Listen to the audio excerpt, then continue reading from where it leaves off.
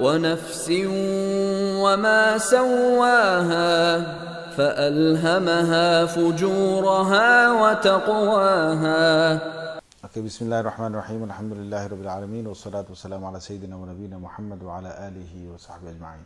Firstly, Assalamu alaikum wa rahmatullahi wa barakatuh. The topic we're going to discuss this evening is going to be titled The King, the Queen and the Naughty Prince. Okay? The King, the Queen and the Naughty Prince. And it's going to be something, inshallah, which will help all of us understand ourselves better, and something that will make ourselves understand others as well as ourselves, okay, in the way that we interact with one another, and our emotions inside and what goes inside. Now, to understand what I'm talking about, first I'm going to give you a story. And when I give you the story, you might think, well, what on earth is this story about? But once I start breaking up the story and telling you what parts relate to what, you'll understand what I'm talking about. So to begin with, there was this palace and this kingdom in the past, and the palace had many servants inside, and the palace also had a king, okay, a queen, that was his wife, and also they had only one son. One son. They never had any other children, and that son was a bit of a naughty son. Okay, because he got spoiled. After so many years, they had this one son, and you know what happens when they get suddenly one child after so long, you tend to spoil it a little bit. You tend to give it what he wants, okay? Now this young prince has grown all the way up to, 10 years old, and the king and queen are already, well in their adulthood. And this palace is a very weird palace. Okay, I know it's a story, but I'm going to relate the story to our lives in a little while, so stay with me. This palace is a bit of a weird palace because there's a magical stick inside this palace. And this magical stick, whoever gets hold of it, out of the three, they can control, and they can literally control the guards, and they can control the servants, they can control the cooks, and they can control whoever else is, not a royal person. Okay, so what usually happens here in this palace is when the king has the magic stick in his hand, they're all spellbound by him. He's the one who's the judge. He's the one who tells people what to do. And usually, the king in this palace has got a balanced mind. He's got a logical mind. He keeps things in place. And when the king has the stick in his hand, normally the palace is running well and fine. Okay? Because he keeps the queen under control, and he keeps the naughty prince under control, and he tells the servants to look after the things. There's a lot of work to do and so on, so the king gets everyone to do their work, and everyone obeys the king because he's a person of authority, and he's a person who's fair, and he's not too judgmental and so on. So he comes across very well with everyone. Now, what happens is the queen is always wanting to grab hold of the magical stick. And also the naughty prince wants to get it. Now if the queen gets hold of this magical stick, what happens is she now gets command over the servants of this palace. And her approach is very different. The way she rules is very different. She gets the magical stick in her hand, and the king, better stay away. Of course, the king's going to try and take it off her, but, she's going to have the power. While she's got it in her hand, she's got the power. And when she actually starts to exercise the power, what she does is, she's a very emotional person. And she's got highs and lows. And sometimes she goes off on a rant. She'll start telling off servants. Sometimes she's in a sort of sad and depressed mood, so she just wants to be to herself, and she just, all the servants just want to just be to themselves as well. Nothing's really happening. Sometimes she's really excited, and everyone's happy, in a very happy mood, and there's a lot of turbulence when the queen gets it. Sometimes she's focused on one thing, so much so in the kingdom that everyone's occupied with that one thing. Maybe it might be just, redecorating a certain room or something. Everyone's occupied. Now, other things will start, not being done on time because she's just got her focus on this one room, and all the servants will do exactly what she wants to do when she's got the stick in her hand. Now, of course, the best time when the queen has it is when she's in a very happy mood because everyone's happy. The servants are also happy and people generally are happy. But then she will go down and she might have anxiety. She might have worry. And that brings a bad mood to the palace because everyone's sort of worried. And it's her mood that transpires to all of the servants because she's got the stick. Now, the king, whenever he's got the chance, again, after a little while, he's going to grab the stick back again and take it. And once he takes it, everything's back to normal. He'll put things back to normal again. Like the servants will run around just as they used to before, and everything's going to be hunky-dory in this palace for a little while. And God forbid, if the naughty prince comes up and he takes the stick from his daddy, then what happens is today is going to be party day. You understand? Because he's naughty prince. When he has it in his hand, by God, everyone's in chill out mood. Chill out mood. Everyone, wants to have their say. Everyone wants to do what they want. Everyone's got freedom all of a sudden.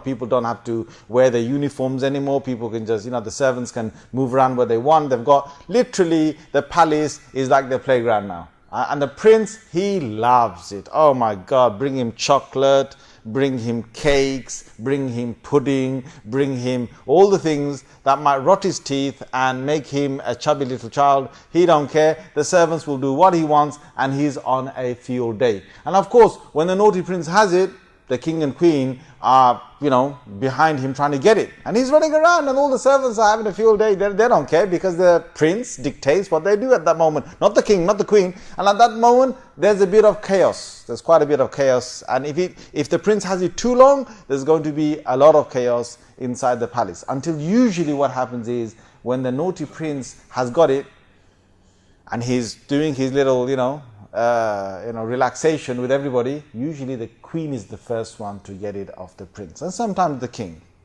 but usually the queen. When the queen gets it in her hand, what's her state going to be?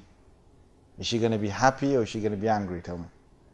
She's going to be angry. Now once she's angry, all the servants are angry as well. Oh my God, what a mess, what have you done, this and that, and reprimanding the prince. What have you done? You get in your place, little boy, and you stop doing that and so on. So she'll go on a little rant. She'll be quite, upset with what he's just done.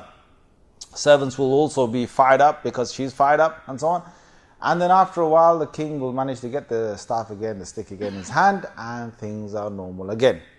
Now, what happens, there's one more person I have to introduce to you, okay, before I break this whole story up to you. The one other person that is in this palace who doesn't usually take the stick in his hand like that. He doesn't come and grab the stick. But it's only the king that is able to offer that and pass it to him. And the king has the power to take it back off him. Only the king can pass it on to him. And this is the wise minister. Okay? There's a wise minister in this palace. And the wise minister is the most wise of all. He's an old man, okay, long, lengthy beard. He's a wise man. He's traveled the lands. He's seen it all. He's read libraries and libraries of books, okay. And this wise man is the wisest you can find out of the whole of the kingdom. He's the wisest man you can get. And when you need some words of advice, there's nobody better than to go to the wise man. But there's one problem, which is the wise man will be there, but the wise man is passive. He won't actively take the stick off you to dictate to you what you should do. No. He will remain passive when the king comes and says, please take the stick for a little while and tell me how to rule this kingdom. When the king does that, then the wise man will speak. But of course, it's up to the king how long he allows that staff to stay in his hand before he takes it back. But when the wise man speaks, everyone's in awe of this wise man. Even the queen, the naughty prince, the servants, the king, they're all mesmerized by the words that come out of the wise man. And when the wise man says something, everyone knows that, you know what, that's the best thing to do. However, the battle begins again. As soon as the king takes the staff again, then the battle begins. The queen wants to grab it off, grab it off him, and so does the naughty prince, and it's a battle. Who's going to try and keep that stick in their hand? Okay? Now the servants are there, and they'll do exactly with whoever has got the stick. And there's always this case in this weird palace, this is always the case every single day. Sometimes you get good 3 days of the king having it in his hands. Sometimes you get some 2 bad, rough days or turbulent days when the queen has it. And sometimes you get some, other day where you might have a free day when the prince has it. And worst case is going to be if the prince can get hold of it and keep it for a week or 2 weeks. Oh my God, the damage he can cause. And everyone's going to love it. When he's got it, everyone's loving it. See, everyone's thrilled by the fact that the prince has got it. But they know as soon as it's handed over to the queen or the king, they know there's mess to tidy up. All right? Now, you might think that what on earth is this story about, man? You're just wasting our time after Isha in the masjid and telling us some jackanori. Right? This is no jackanori. I'm going to relate to your life now. I'm going to relate to my life now. Okay? I said to you that there was a kingdom. Okay? I said to you there was a kingdom. And in this kingdom there was a palace. And this palace had servants. Okay? Many servants. The hand you've got, the hands you've got, the feet you've got, the eyes you have, the ears you have, the tongue, the body, okay, the legs, the arms, everything that all these things that we've got, the fingers and so on, they are the servants. You all got that? They are the servants. When I said to you that this kingdom has got a king, a queen, and a naughty prince, what I meant by that was we've got a king, okay, this is our logical mind, a queen, our emotions inside, and the naughty prince, which is the ego or the desires we have inside, the passions and the desires we have inside. Or you can sum it up as the ego, the nafs, okay? Now, the stick, the magical stick, is the human's free will. The human has free will. We choose what we want to do. We can choose to become logical, we can choose to become emotional, and we can choose to follow our ego. That the human makes a choice of. That's the magical stick inside us. But all these 3 people inside us, that's us. All the 3 people inside us, that's us. Okay?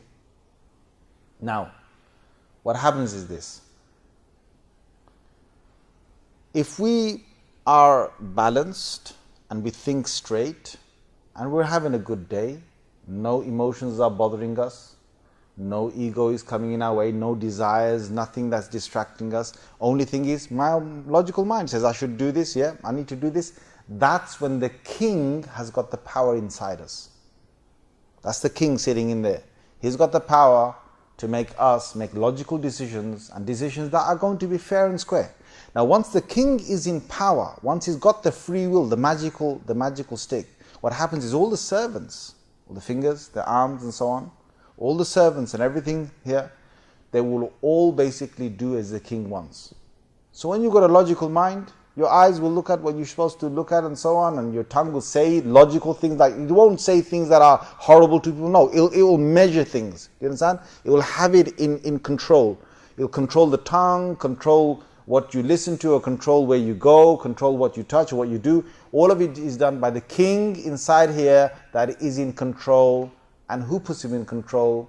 I put him in control. You put him in control. And you've got a king inside you. I've got a king inside me. Is that clear with everyone? Yeah. What happens sometimes is there's a battle going on inside us. And the battle is that the emotions sometimes want to take over. Sometimes we feel these emotions inside us. When it has the power, when it gathers itself, when it gets the free will and it goes towards the emotions inside the heart, let's call it emotions are up here, the heart, then the king has lost power. For example, somebody has, now this happens, all right? Somebody has just been, triggered off by somebody else, all right? They're cheesed off, they're really upset and angry.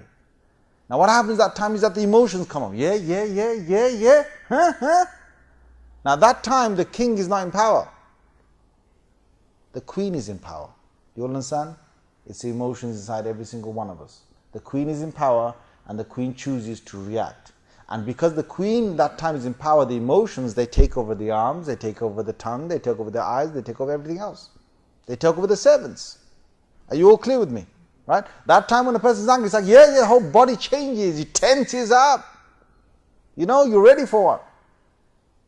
And if the queen becomes struck with anxiety, then the whole body gets struck with anxiety. The head lowers itself. The hands, arms lower themselves. There's always worry. There's worry. Look, king is not in power. It can't work.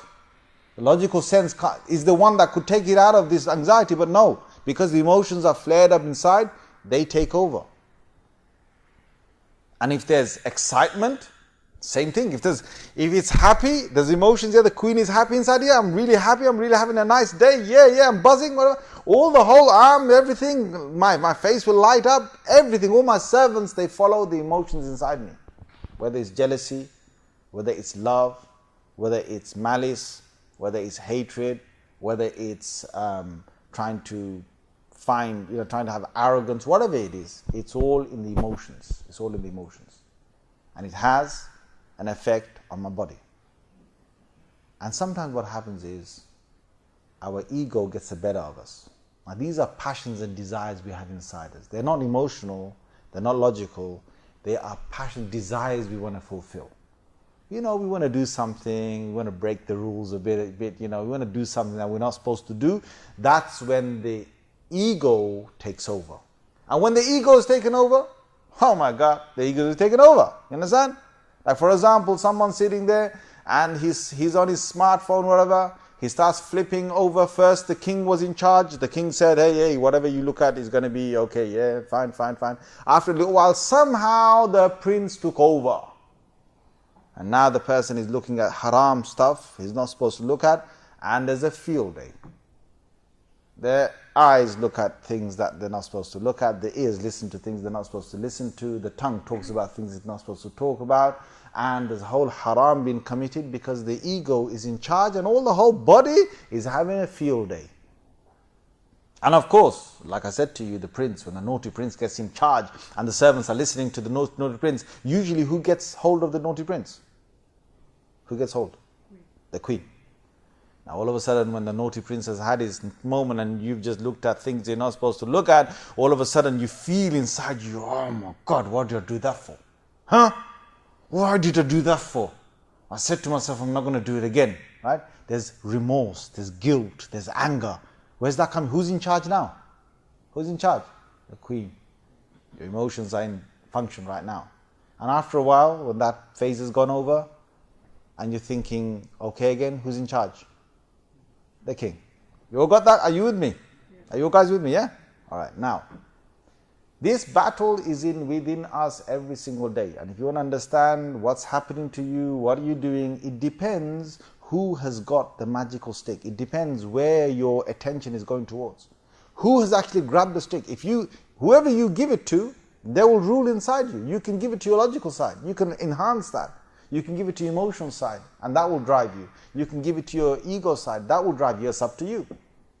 So typically, for example, when someone is in love, let me give you a clear example. Sometimes these youngsters, they see someone they fall in love with. It doesn't have to be youngster, it could be someone who's old as well, yeah? You'd be lucky, mate, if you get it, yeah? You know what I'm saying? So you fall in love. The person is in love. Now the people around him say, listen, bro, she's not good for you. He says, she has to be good for me. No, no, Lulu, she's not good. She's a woman who we see loose in the marketplace. She's roaming around. She's seeing boys, other boys. No, that can't be true. And even if he sees her doing that, she must be just shopping. That's all she's doing. Are you saying she's seeing boys? But we saw that she was shaking hands with another boy over there and she talked to him for 5 minutes. That must be her colleague from work. It must be someone she knows, maybe some. He'll make any excuse he can because who's talking? The queen inside him, exactly. Emotions have taken over. Now what they're talking, look, see, when they're trying to appeal to him, they are talking from where?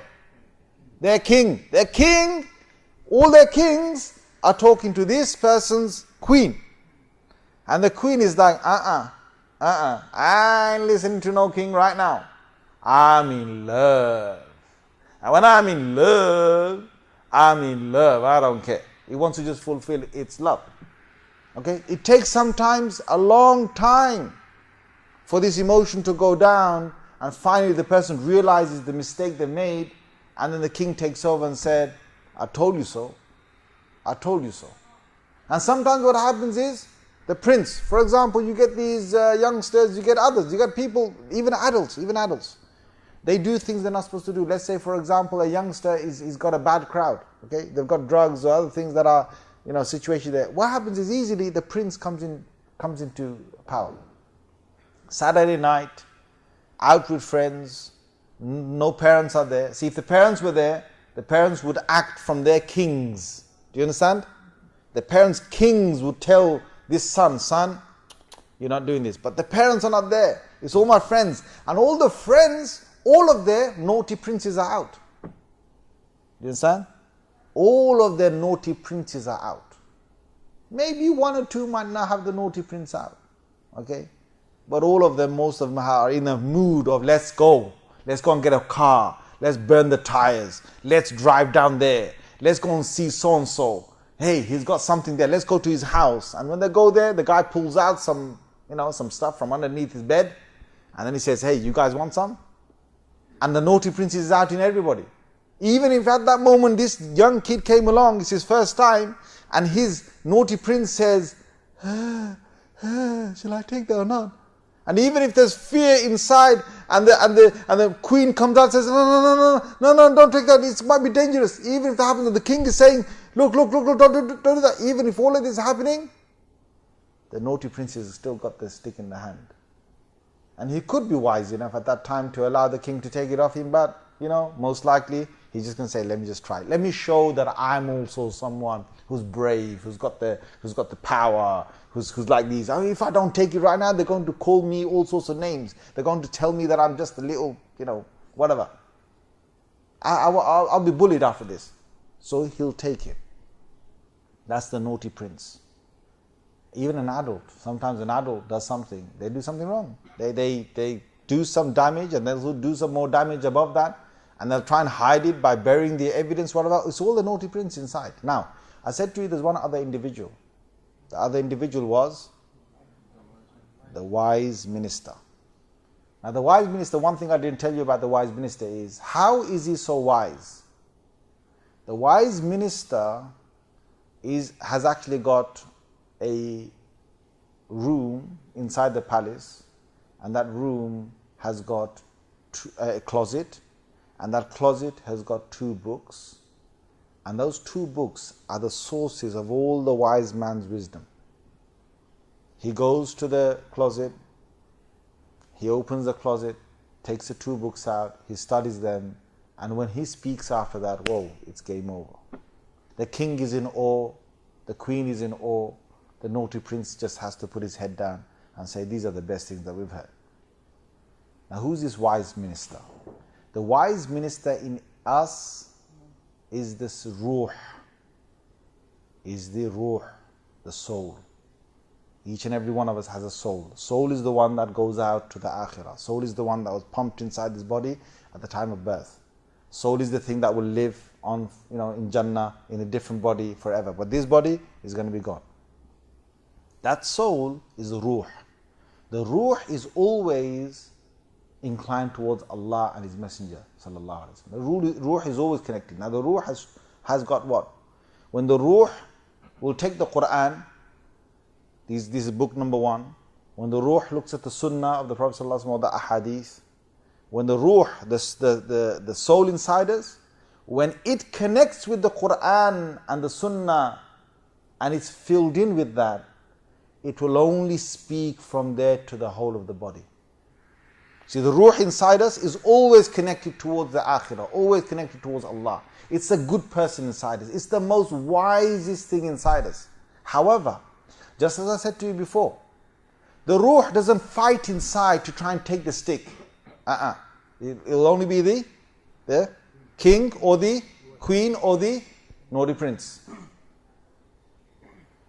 But the ruh can have the king hand it over to him, hand the magical stick over to him.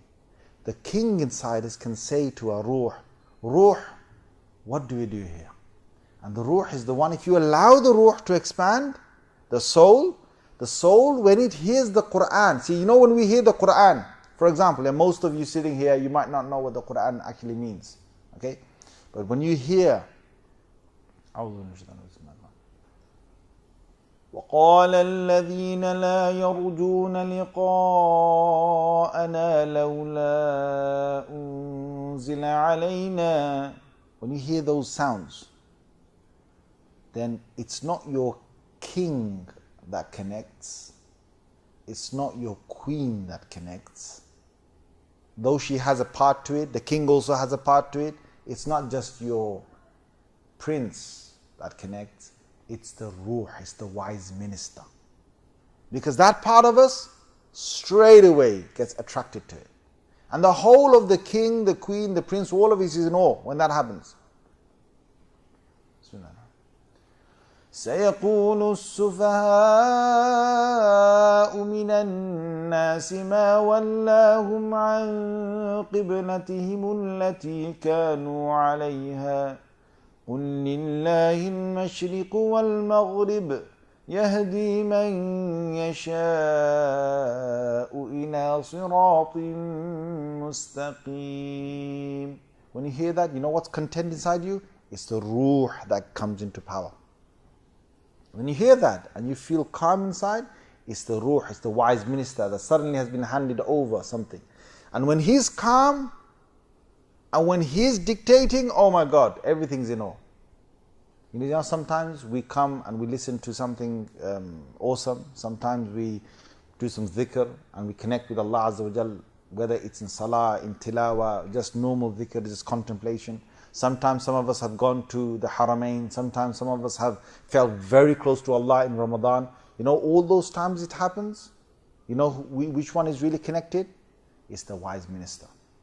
And the wise minister, if you fill it in with the 2 books, from the 2 books, which is Quran and the Sunnah. When I say book, I'm calling the Sunnah a book, but obviously it's a collection of books. But when you fill it in and you take what Allah and His Messenger have said, the king knows, your logical side knows, your queen knows, your emotions know, your prince, your ego, all of it knows that, you know what, these are the best words ever. You all understand? These are the best words ever. And they fall completely, in front of it, submissive. But what happens is, very soon, the king will take it back again. And as soon as the king takes it back again, there's going to be a fight with the emotions, there's going to be a fight with the ego to take it over.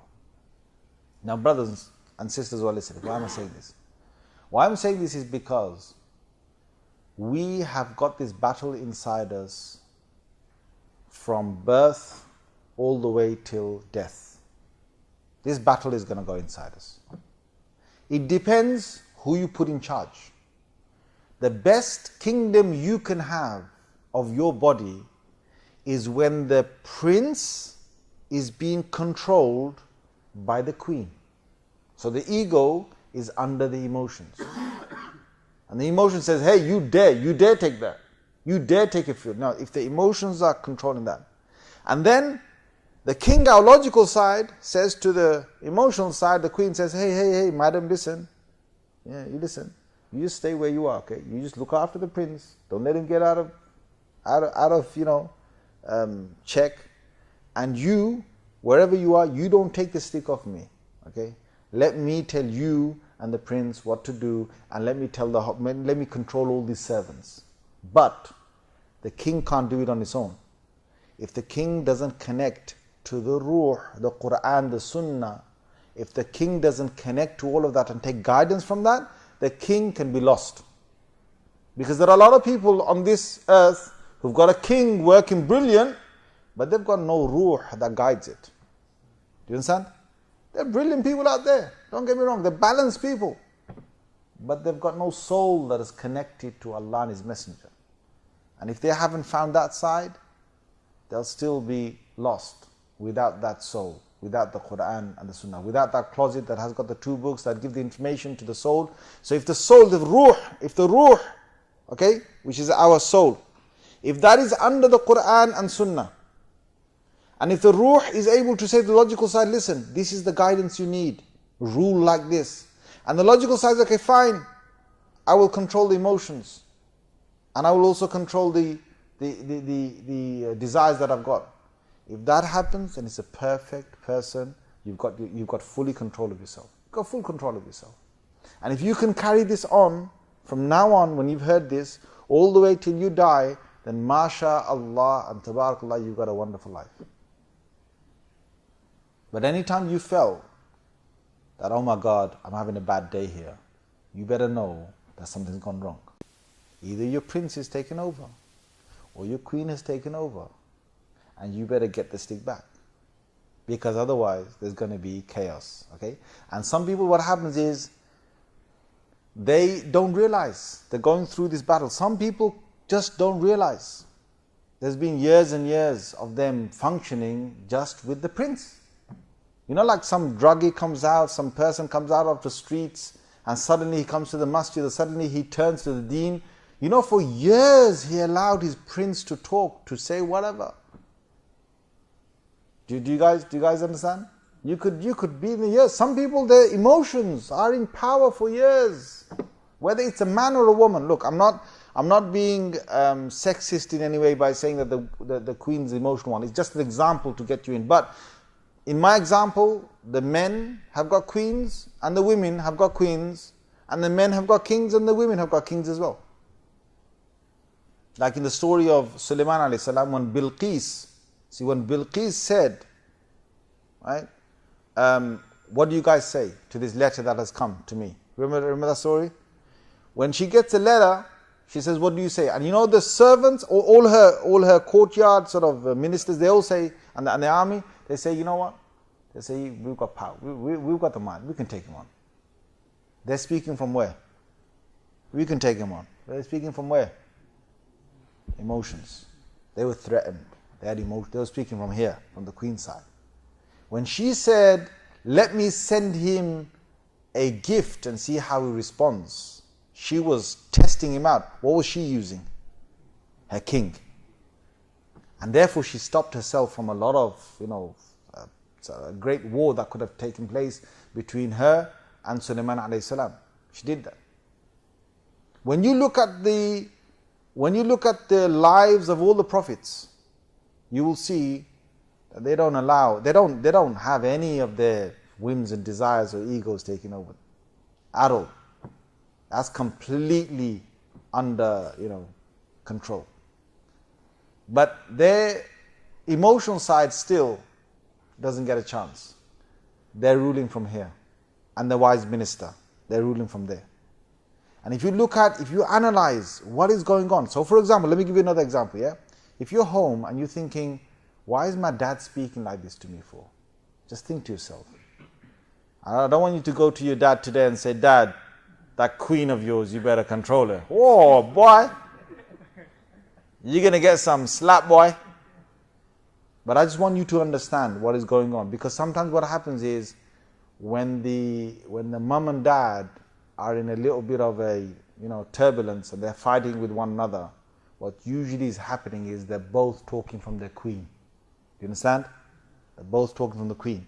And it's very strange. People can even change power, give different powers to different people when they talk to different people. Like, so for example, yeah, The man, he's in his house.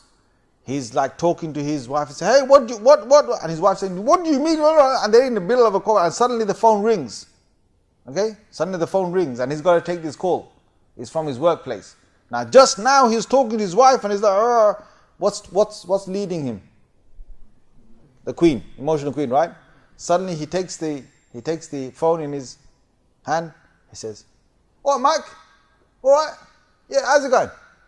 How's it going, Mike? Yeah, all right, yeah, tomorrow, 7 o'clock on the dot. You make sure that you're there. Yeah, everything all right? Yeah, make sure, yeah, I'll bring the paperwork down. You'll be all right with that.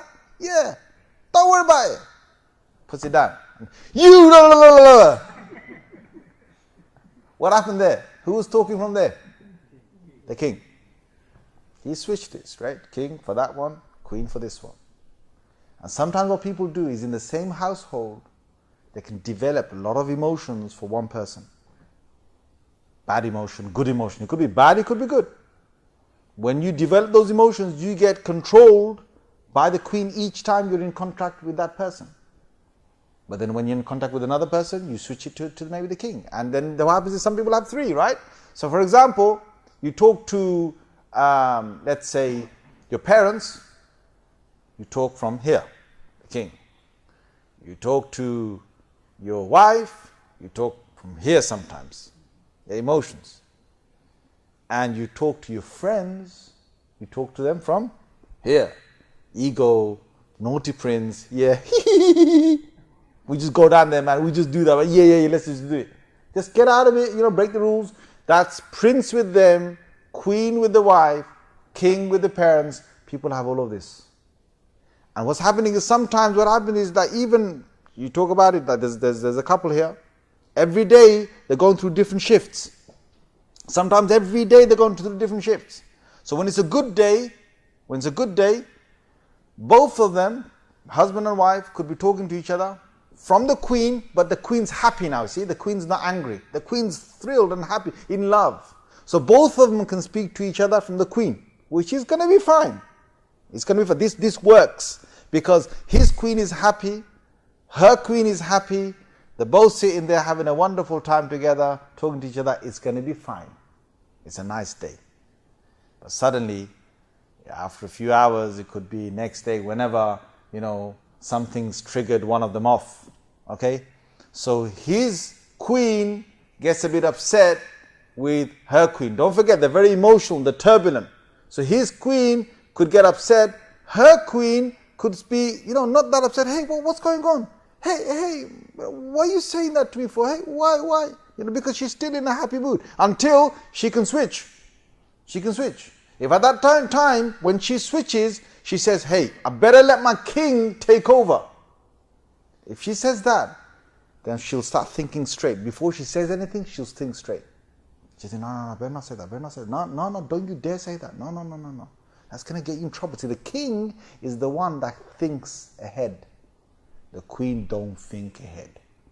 The queen wants to blurt it out now. And I'm saying it's revenge time. The king thinks ahead. Queen and prince, they don't think ahead. It's only the king that can think ahead. So if the power is assigned to the king in the person will know that this person is angry with me, this person is upset with me, but you know what? I'm going to zip up. I'm going to stay quiet. I'm going to allow the storm to go by. I'm going to calm down. I'm going to cool it. I'm going to cool it off. It's gonna hurt for the queen not to. The queen's dying to take. Give me the stick. Let me say whatever. No, and the king says, because the king's got servants, right? The tongue, the eyes, the ears, everything under control. The arms under control. The king stays and says, cool, okay, fine. Say what you want. Have you met people like that? That even in an emotional situation they stay calm. Have you met those people? Have you met those people, guys? Come on. Yes. Well, those are the people who assign a lot of power to the king. Even in emotional situations, we can learn how to allow the king to be in power. We've all got this power inside us. You choose, I choose who you want to give the power to. I remember once when I was about 16 years old, and I had a friend. And this friend, I used to hang around with him every single day. And one day what happened is, I knew he used to smoke. I never smoked. I knew he used to smoke. And he, when we were sometimes walking, he takes his fag out, he just lights it up, and he has it, fine. He has it, I don't have it, okay? But there was a good friendship between me and him. And after so many days, what happened one day is, he took his cigarette out, he lighted it, and he said to me, he said, do you want to try it? Now, of course, me being his friend, we're going to be prince and prince, you understand? Not in that sense, what I'm saying? But prince and prince, right? So at that time, you know what I did? I switched straight away to my king. I just did it. I said to him, listen, I said, I'm your friend, but if you ever offer me that again, our friendship is over.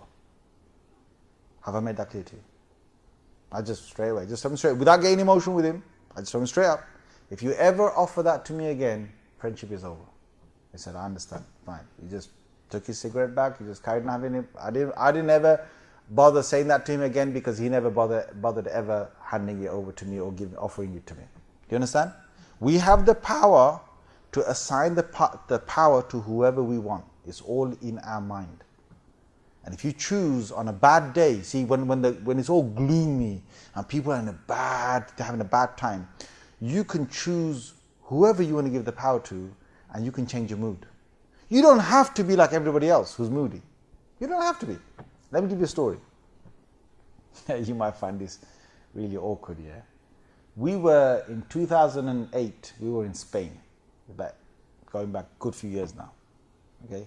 We were in Spain, all, the 5 men, and my colleagues and so on, with all our wives, children, everyone, we went.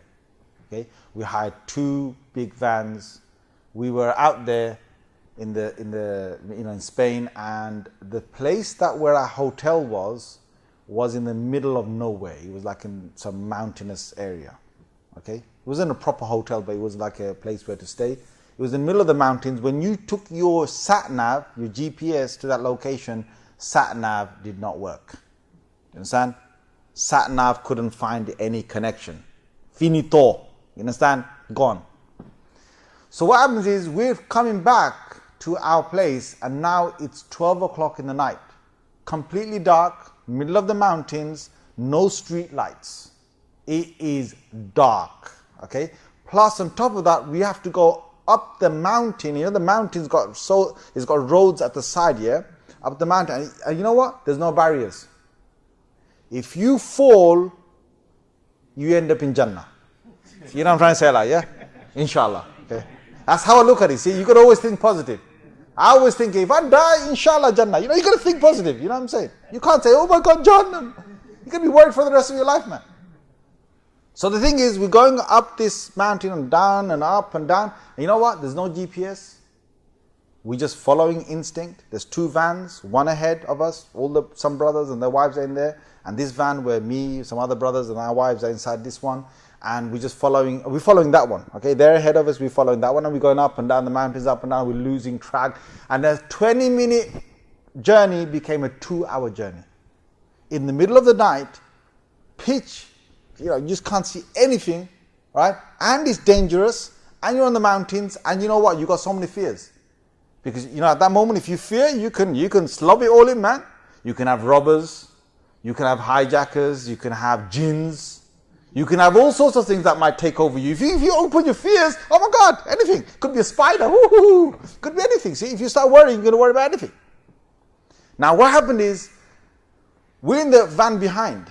And I thought to myself, you know what, this is looking really gloomy, this is looking really, really bad, yeah. So all of a sudden, I switched. I switched inside and I said, you know what, there's no point of bringing the emotions in and fear and anxiety and oh my God, we're gonna die. If you bring all that, everyone's gonna be all gloomy. So you know what I did? I switched. I start laughing. I brought Prince out. Yeah. I brought Prince out and I start laughing and I start cracking jokes. And slowly, everyone in my van, they all got into cracking jokes and we laughed so much, yeah? You might think I'm crazy, but I did this. And there's a reason why I did this, because I thought, you know what, if you're going to go to Jannah tonight, we might as well go smiling. You know what I'm saying? Yeah? So everyone's cracking up to the extent that some people said to me, stop, let me breathe, stop. When your stomach hurts, Yeah, when you laugh so much, your stomach hurts. They said, stop. And we laughed all the way for the full 2 hours. And when we came out the van, yeah, we were laughing and laughing at the van. We came to a hotel after 2 hours, 2 o'clock in the night. We came out, we were laughing. And the other guys came out the van, and when we looked at their faces, we thought those guys have seen a ghost. They were so serious. They came out grumpy. They came out mean-faced. They came out like, it's been the worst journey ever in their life. When they came out, we looked at them, we said, what's wrong with you? They said, why are you guys laughing? We said, what's wrong with you? Why are you guys laughing? I said, what do you mean we're laughing? We're just laughing. We're on a holiday, man. I said, why are you laughing? We said, what would you guys do? They said, we read Surah Yasin. We read, which is a good thing, right? Surah Yasin, we read Surah Jinn, we read Surah Nas, Falak, we read our kalimas, we read our this, we read that. We're all sitting there doing dhikr, which is good. Look, don't get me wrong, which is really good, all right? Now, we did some dhikr as well, don't get me wrong, yeah? We prayed to Allah as well, don't get me wrong, yeah? Please. But these guys put fear into it. They had their most probably traumatic experience anyone could have. And those 2 hours were the worst 2 hours they could have experienced. And you know what? I knew in my van, if we all just stayed quiet, that's exactly that would have happened. Yes, du'as we did, don't get me wrong. Dhikr we did, yeah, don't get me wrong. But then I switched the mood and we all have a nice laugh, yeah. But those guys talked about, oh my, not just du'as and dhikr, they start saying, we're scared of things. We said, what are you scared of? They said, jinns. Are you scared of jinns? Why are you scared of? Because jinns are on mountains. Really? We didn't see any. Even if we did see any, I'm sure they would have legged it because of the amount of laughter that we had, right? We basically had a wonderful time. Now, the thing was, in that mood, see, what I want to tell you is that when you're in that position where everyone's moody, you don't have to be moody. When everyone's having a bad day, you don't have to have a bad day. When everyone's thinking, oh my God, it's the worst thing ever happened, you don't have to. Like, I'll give you an example. We just had Brexit, right? Everyone's kicking their feet every day. Brexit, oh my God, this has gone up, that's gone up, oh my God. Every day, yeah. Before Brexit, I was telling people, don't vote for it, man. Just vote to remain. I was one of them. I put my hands up. I talked about it before. I talked about it after. Some of you might say, astaghfirullah. No, I voted to stay in. Fine, that's my thing. But then, what happened is, we lost. Right? As in, we Brexit. Okay? Now they've got a new phrase, they call it regret. Regret, regret. So anyway, what I did straight away that night, as soon as the news came in that, it was the night or the morning, the votes were counted, and it means Brexit happened. The silly thing was, the biggest Google hit the next morning, the biggest Google question was, in the morning, yeah? This is the morning after Brexit has happened. The biggest Google question was, what is Brexit? You idiots. You idiots. You didn't even know what it was. What's Article 50? They didn't even know what it was. And they voted for it anyway. Khalas. What I did is, I'm not going to stay there. I heard colleagues telling me, they went into work and it was like somebody had died. They went into work and people were mourning. People just had slopped in front of the computers and thinking, what happened? This is in London. I'm not talking about other cities. Other cities, they probably thought, yeah. After a little while when they woke up, right? But anyway, over here, people weren't very happy in London. And you know me? I was just the same. Yesterday I was having a good time. Today I'm going to have a good time. All right? Because you know what? If you're going to be moody because of fear, because of what you think might happen, Brexit, even today is really bad. Look, every day we're hearing in the news, this is going to happen by 2017, it's just going to collapse. The Asian index is turbulent at the moment. This, that, all this stuff. I read it and I think, so what? Seriously, so what? Even if I have to pay extra pounds and extra money and I'm going to, suffer like the rest of you, no way am I going to slowly start saying, oh my God, Brexit. If you do that to yourself, you just spoil your own mood because of yourself. So what did I do? I concentrate on a hadith where the Prophet ﷺ said to us, doesn't matter what the situation is, for the believer it's always good. Doesn't matter what the situation is, the hadith is there. In أصابته ضراء صبر فكان خير له. If an affliction befalls him and he has patience, then that affliction becomes good for him. Now if Brexit is supposed to be an affliction for us, and I have sabr, alhamdulillah. Sabr means sabr as in, I'm not going to say anything, let's just move on with life, alhamdulillah, not going to complain. Prophet ﷺ said, وَإِنْ أَصَابَتْهُ سَرَّا, when a good thing comes to him, شَكَرَ فَكَانَ خَيْرَ اللَّهِ, and he is thankful, then that's a good thing for him. Right? We never lose. This is the positive mind. You never lose. So if you want to assign at that time to the queen and become emotional, you become emotional. If you want to put it to the king and say, no, everything's fine, then everything's fine. And you choose what you want to be. Now, the reason why I'm saying this is because we end up, sometimes as adults, being gloomy and being so sad over something which you made a massive issue out of. Massive issue. I mean, I'll be straight with you. Like the other year, a few years back. I need to say this. Some of you might be in this situation. A few years back, some of the schools that my kids were going to, and this happens by the way, okay? Some of the normal state schools my kids were going to, their exam results and their levels were being played with. They've been tampered with. Why? Because my kids are brown like me, you know what I'm saying, like? Proud to be brown, alhamdulillah. And some people who are not brown, who are more privileged, need to make sure that brown people don't take their place. You know what I'm saying? Now the Brexit land. So what happens is, over time, 2-3 years, whatever, my child's, he's going down in levels when he's actually performing well. And his teachers are playing around, they're playing a game. Because the thing is, they don't want these brown kids and these other foreign, whatever, whoever they are, to get the most privileged places in, it happens. And my wife was coming every day to me and saying, this is happening, this is happening, this is happening, and so on. And what I did is I said, look, don't worry about it. She said, what do you mean don't worry about it? He's going to go into a bad grade. He's going to get bad grade by year 6. Then he goes into year 7 in new secondary school. He starts from the bottom. He's going to carry on going towards the bottom. I said, don't worry about it. Yes, we will deal with it, but we need concrete evidence. Number one, we need concrete evidence. Now, I believe at that time she was talking more from her queen. I was talking a bit more from my king. It happens. And then what happened is I started to directly say, look, keep your head screwed on tight.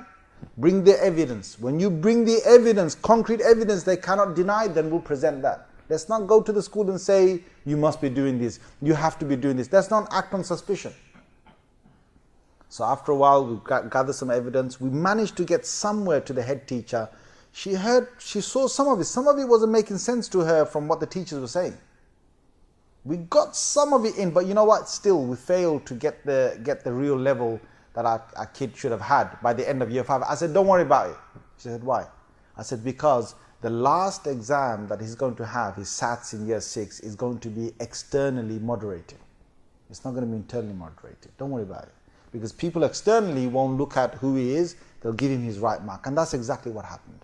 For those 2 years, unfortunately, there was a lot of turbulence going on in my house with my wife saying things, like these teachers are doing this.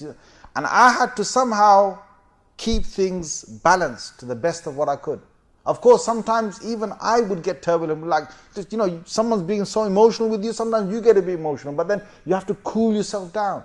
You have to calm yourself down, give the power back to the king and say, look, calm down, don't worry about it. Let's deal with it properly. Let's not say things that we're not supposed to say. Let's not go out of our way in ways we're not supposed to go. Now, I'm giving this example why. Some of you at work need this. Some of you at college need this. Some of you at university need this. Some of you at home need this. Some of you in your marital life need this. Whatever it is, go ask yourself, who's in power when you talk to those people?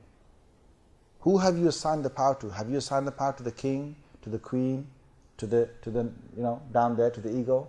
And in the Quran, according to the Quran, I'll give you the names now. The wise minister inside you is the ruh, I said that.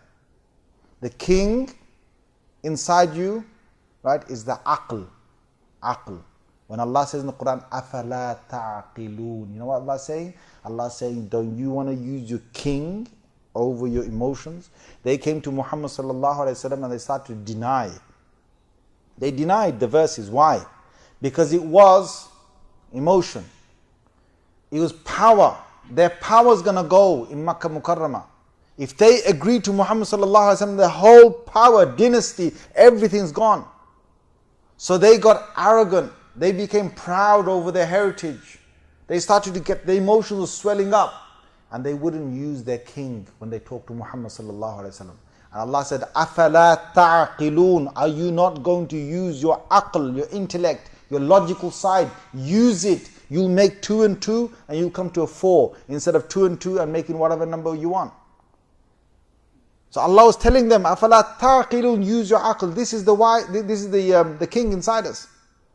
And then when people use their emotions, where's that in the Quran? This is the qalb. Allah said, in the Holy Quran, in many different places, the qalb is something that changes. It changes. Right?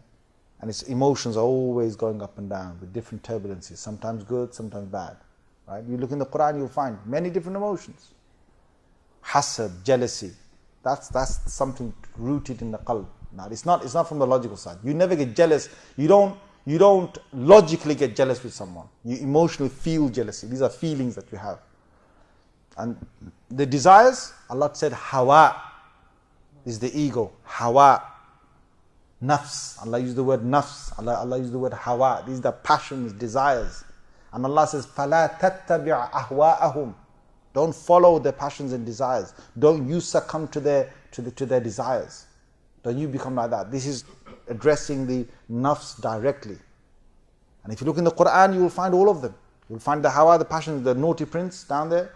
You'll find the emotional queen and all the turbulences people have. Like in the Quran, you'll find them here. And you'll find the aql, you find the intellect. And above that, you find Allah talks about the person's own self, where they have the spirituality. This is the ruh inside a person. And then Allah says in the whole Quran, He says, if you look in Surah number 39, Surah Zumar, Allah says, ثُمَّ تَقْشَعِرُّ جُلُودُهُمْ وَقُلُوبُهُمْ إِلَىٰ ذِكْرِ اللَّهِ. Their skins, their heart, everything gets inclined towards the remembrance of Allah. When the ruh is in connection. That's the only time it happens. The wise minister comes in connection, it happens. Now look, there are many connections that are happening with us every single day with a lot of people. And I want you to think right now, what is the connection that you're making? You see, sometimes you could even come across a paper, right?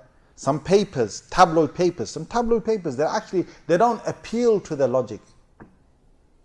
They appeal to the ego, they appeal to the emotions. Most tabloid papers, they appeal to emotions and to the ego. Broadsheet papers, what they used to call broadsheet papers, they appeal to the right side. The whole thing that went wrong with the Brexit thing, you know what they did? They emotionally derailed half the community through the emotions. They told them, like, look, this is a fear. You know when politicians use fear, they're getting your emotions to feel and to make judgments. When really, if at that time you sat back and you said, listen, let me think about this properly. What am I doing? Why? Let me get the facts right. See, most of the time when you get facts together, it's your king working and you make the right judgment. You look far ahead. People were looking at what they didn't even know what Brexit was. They didn't even know what it was, and they were making judgments, and they were following popular hearing, popular say and hearsay and whatever it was. They were acting according to that. Why? Because the emotions were connecting with other people's emotions. When you find, I'll give you another example, yeah? When suddenly you've had a bomb go across the world, somewhere some bombing has happened. You know the general reaction of the people in that city? You know, what's thinking? Well, tell me what's in control inside and tell me. Emotions. It's a queen. Queen takes over most cases. The queen comes out, oh my God, terrorist, all that. You know, these are all people talking from the queen. And then you let the dust settle down, and after a little while the people start talking from the king again. No, yeah, not all Muslims are this, not all that, you know, this, that. What are they doing? Well, now they're talking a bit more sense. And some people don't talk sense at all. They just want to they've got this, you know, this pre-notion thing about you and what they think of you. Why? Because they haven't allowed their aql, their intellect to question the emotions and the thoughts inside. Muslims can do this, non-Muslims can do this. When you don't allow your aql to come in and start rationally making, sense out of what's going on inside you, when you don't allow that part to take authority, then you're going to start making bad decisions. You make bad decisions. Some parents are stuck for a very long time in always reprimanding their children like the queen. They don't think for a while, that they're supposed to treat them in a balanced way. Some parents, very few parents you'll find, they're with the ego. The dad's always like, he don't care. He's always chilled out with his kids. He's always chilled out with his kids. It's not a good thing. If you're always giving your power to your prince and you're ruling your house like that, it's not a good thing. And sometimes, people get it wrong. They move the wrong thing. Like even people, if they have their intellect, fine, but they're not taking from the Quran and the Sunnah, you can make decisions that are bad. You can make bad decisions. According to Muslims, according to Islam. Are there any questions right now before we end? I'm sure you might have some questions that came along. Go on. Alright, what's the difference between the spirit and soul? I think the two different terms that they use. If you actually go to the biblical source, they use it in a different way. But sometimes they used both words, spirit and soul, are used for one another. Sometimes they use for one another. I think in our sense, we don't have to be bothered by the terms. I think just to know that it's a soul. You can say it's a spirit inside, meaning the soul. Sometimes they refer to that as the soul. But sometimes in Christian sort of biblical references, they refer to them as two separate things. Okay. Anybody else? Questions? The heart and the mind. Some people we can visualize. But you mentioned the wise minister. Yeah. How can we visualize that? How can we visualize the wise minister is a good question. I mean, the thing is, look, when the wise minister is when everything inside their body is really calm and it's something, the ruh is connected to the akhirah. It's not just connected to this world. We're not talking about calmness in this world in any other way. We're talking about calmness in a person where they have connected up with their creator. When those feelings come into a person, then you should know that your wise minister is the one that's just giving you direction. Sometimes all people have experienced this. Sometimes you're in a dua or something and you really feel, you're not emotional, but you're really calm. And you can almost feel like your whole body is breathing differently. Sometimes you do dhikr of Allah and after that your whole body is actually just breathing so calmly. You know what that is? That's your ruh. The ruh has now just got some power. Okay, that's the ruh. Okay. Any other questions? Yes. What are some practical tips to control your cravings? That's a very good question. As you're about to do something, sometimes you know it's the wrong thing, but it's really hard to kind of stop yourself or kind of make the right choice. I like that. I like that question. I think this is a very integral part of the whole talk that we're doing, and I think I would have missed out on that if it wasn't for your question. How do you actually maintain the power? What you're saying is, how do you actually give the power to the right things inside you? It's a very good question, because Allah talks about it in the Holy Quran, and He says, "Ala bi dhikrillahi tatma'innul qulub." Allah says the hearts will become completely at rest through the dhikr of Allah, through the remembrance of Allah. See, the remembrance of Allah is the only thing, and when I say remembrance of Allah, there are three forms of remembrance of Allah. The lowest one is when the tongue is moving with Allah's remembrance, but the mind, the psyche, whatever you want to call it, is absent, is thinking about something else. That's the lowest. You get reward for it, but there's no effect on the body. The higher one is when the mind is thinking of Allah, but the tongue is not moving. So you're just thinking of Allah's, just thinking of His creation, amazing things that He's created and so on, whatever it is, or you might just be thinking about a verse of the Quran, something that is deeply, Quranic or, from the Sunnah. That is a dhikr, or just general contemplation. This is the higher form, and it actually has an effect inside you. Okay, it has an effect inside you, and you get more reward for it, but it's not the best. The best is when the tongue and the mind are both doing the dhikr of Allah. So the tongue is moving by saying something, Alhamdulillah, Allahu Akbar, La hawla wa la quwwata illa billah, Subhanallah, La ilaha illallah, whatever it is, the tongue is moving, or reading the tilawah of the Quran, reading the Quran, but the mind is also present. So it's also thinking about what it's reading, thinking about what it's saying. Okay?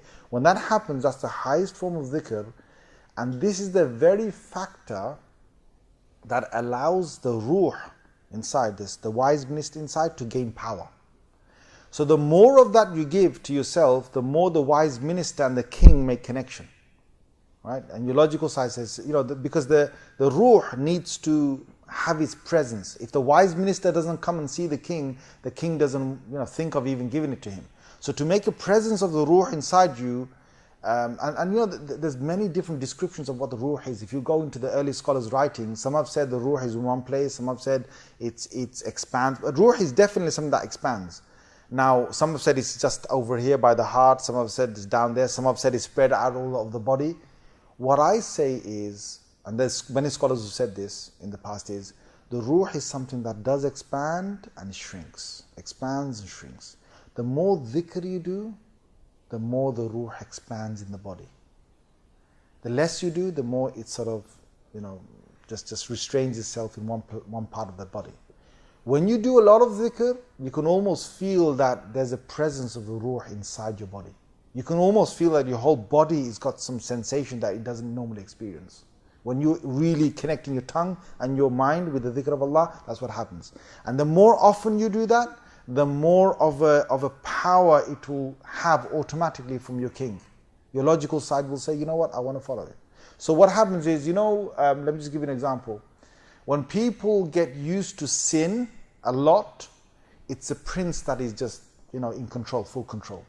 But when people get used to the Sharia and to the Quran, the Sunnah, to the good side and so on.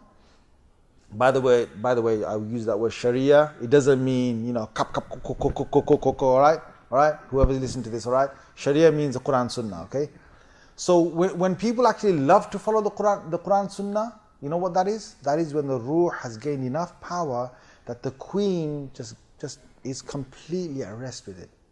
The prince is at rest with it. That's what Allah mentions. Allah bi dhikrillah tatma'in. Everything will become so tranquil to the power of that soul inside, or the power of the person deciding, to do good.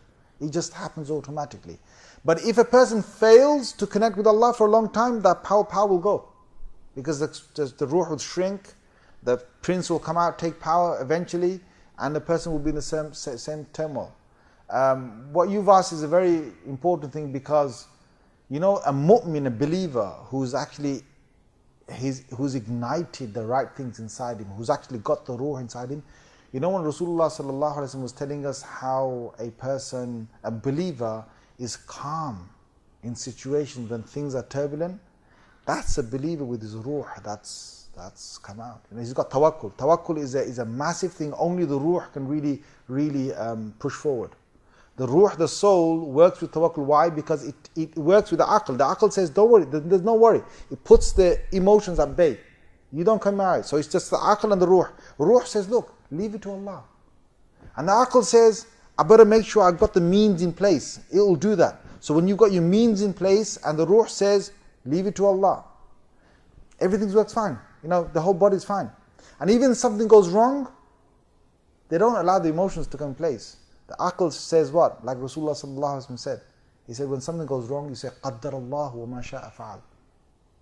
It was something Allah decreed. It was going to happen anyway. It happened. Let's move on. That's the ruh, tawakkul, and the logical side, قَدَّرَ اللَّهُ وَمَا شَاءَ فَعَلْ, working together. And they have you can be a brilliant human on this earth once you've got that ignited inside you in the right way. Okay, so Jazakumullah khair for that question. Okay, any other questions? Yes? You said soldiers come into the body after by the baby being born. Yeah. Is it 120 days after women pregnant? Yes, 120 days at pregnancy, an angel comes to the fetus and blows in the soul according to hadith of Bukhari. And that's when the ruh actually enters the body. Okay? Any other questions? When it's come to nafs and control it, sometimes conscience come in between and can be stopped. Sorry, when the nafs is? Nafs is getting control. Yeah. So some conscience will come and stop it, like you shouldn't do it. Yeah. But when it's emotionally, it's very hard to to stop it. Yes. You're right. I think you're a good point there. I mean, it can be hard to stop the nafs sometimes as well if it gets too powerful inside, right? But sometimes you're right. The emotions can be very hard to stop, especially if it's like a fast train. When the train is in full power speed, yeah, you got to put the brakes on fine. It'll take another 3 miles, 4 miles for that train to come to a complete halt, right? That's how emotions are, and it's quite dangerous to give it that much power. So therefore, the logical side always needs to keep track of it. And you're right, it can be hard to control. Anybody else? Final questions? No? Okay, I hope this has been a beneficial session. Inshallah, jazakumullah khair. We'll start something inshallah next week with a new series. Jazakumullah khair. Wassalamu alaikum wa rahmatullahi wa barakatuh. الذكر علم ونور الحاملات سنا ونور والرسمات هنا سرور يا حلوات تلك السنين